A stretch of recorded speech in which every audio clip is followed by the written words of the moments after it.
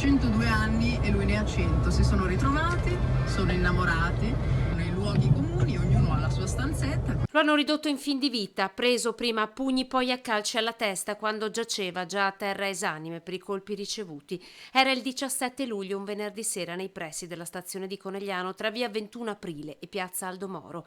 Per questo fatto, 48 ore dopo, un 23enne di origini senegalesi, incensurato e residente a Conegliano con la famiglia, era stato arrestato. Ora, a distanza di quasi 2 mesi, è stato identificato ed arrestato un secondo responsabile, colui il quale in questo frammento di video si vede soltanto di sfuggita, ma che fu il primo a sferrare i colpi che fecero perdere coscienza alla vittima.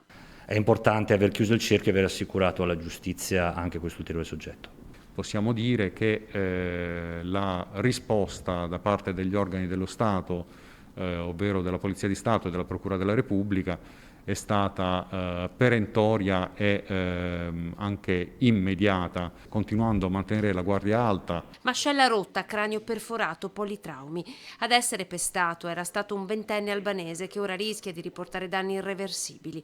La polizia non si è arresa e dopo il primo arresto con oggi ha chiuso il cerchio di un'indagine delicata, coordinata dalla procura, portata a termine dagli investigatori di squadra mobile e commissariato. L'arrestato, un operaio residente a Conegliano di origine marocchine, raggiunto dagli agenti nella sua abitazione fino a ieri, era convinto di averla fatta franca. Si era nascosto dietro ad un muro di omertà, ma le indagini, anche grazie all'aiuto di testimoni, hanno portato alla sua identificazione. Ora si trova ai domiciliari. Questa è l'ennesima risposta che dà la Polizia di Stato a Conegliano ed è una risposta importante su un fatto grave che ha scosso appunto gli animi e che è successo in un momento particolare per la società.